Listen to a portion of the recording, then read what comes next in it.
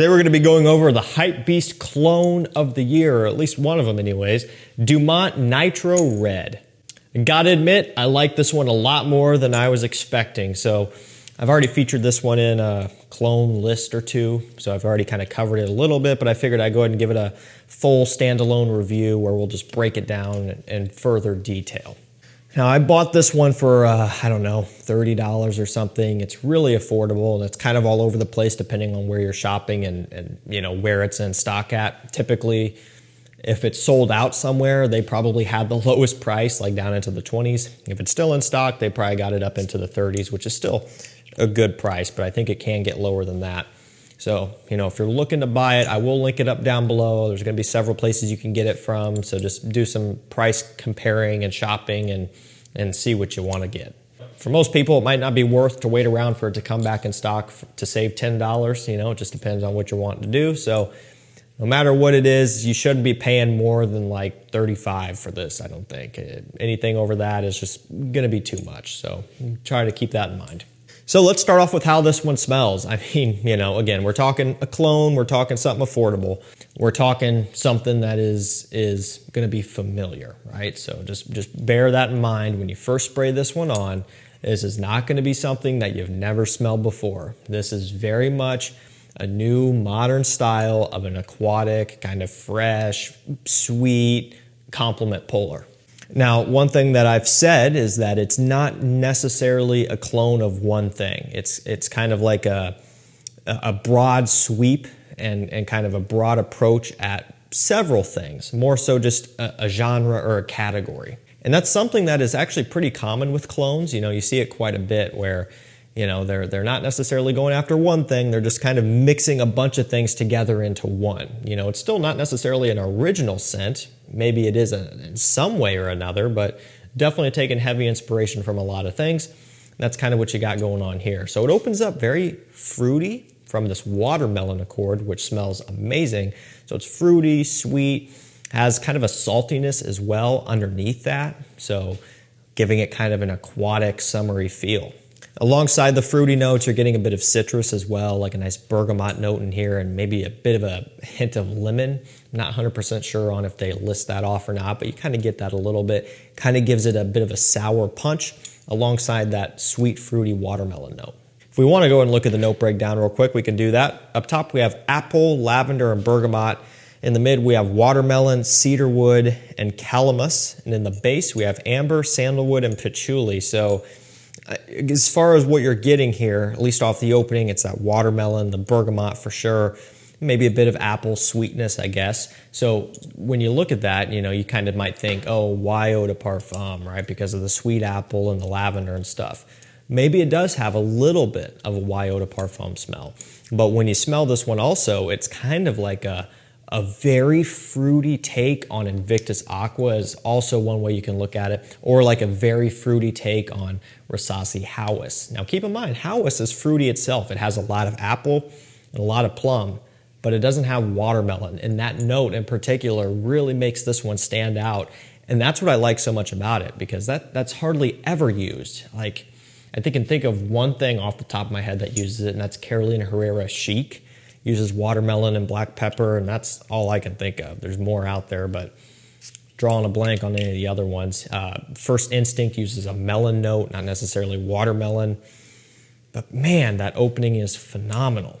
Now, it doesn't dry down into something that's too woody or anything. You know, you see the patchouli, you see the woods and things like that. You might think it gets like earthy, woody, sweet. Not so much. You do pick up on those notes, but it still maintains a pretty fresh outlook overall. And you still do get kind of the salty fruitiness even in the dry down. And so as it settles, it still kind of falls into that Invictus Aqua, Howess kind of style. Maybe pulling some inspiration from some other fragrances as well. And I guess we'll take a look at that. So we'll see what people are saying here. If we look at what it's compared to, the first one is regular Invictus. And definitely has a similarity to the regular Invictus, just the OG, the Eau de Toilette. Again, much more fruity, okay? That's the main thing, that watermelon note. Not using Invictus, not using really any of them.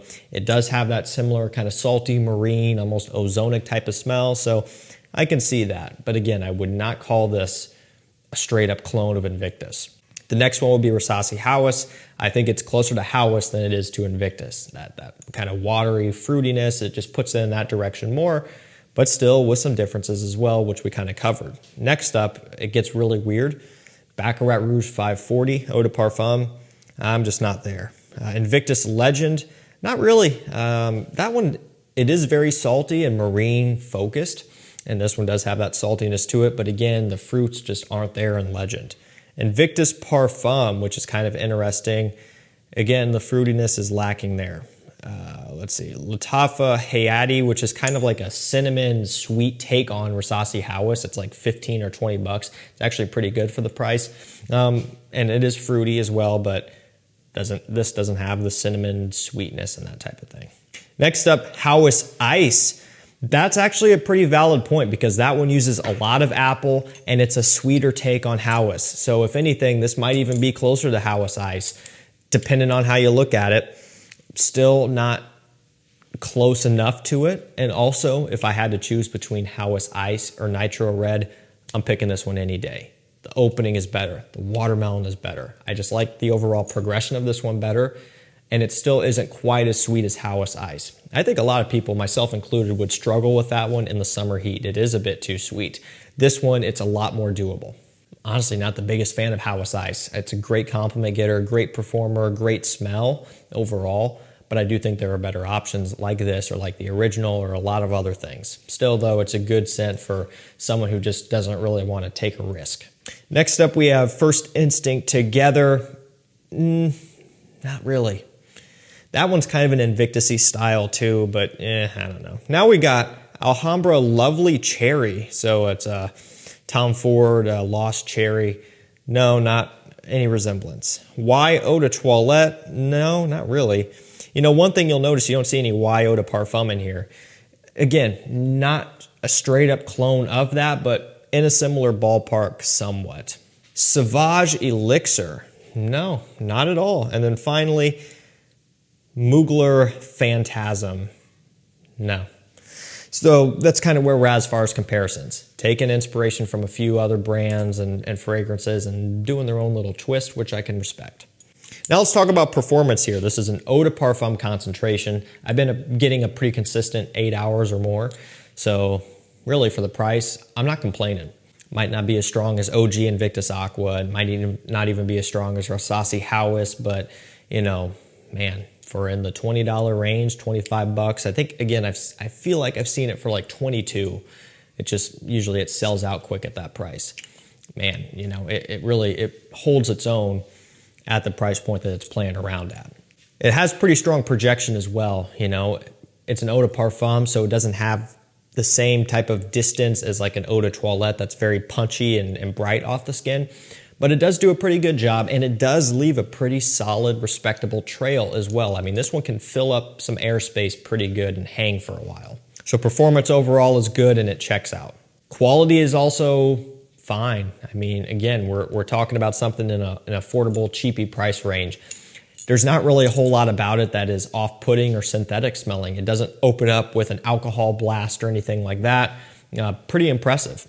Now, of course, it's a synthetic fragrance. I'm not saying that is like a bad thing, but it's true. I mean, they're not using natural ingredients here, but the quality of the synthetics that they're using is pretty good. I mean, it's better than some Nautica fragrances that I've smelled, if that tells you anything, or even some cheaper Calvin Kleins. So you could tell that they did a pretty good job at putting some effort and money into the quality side of things.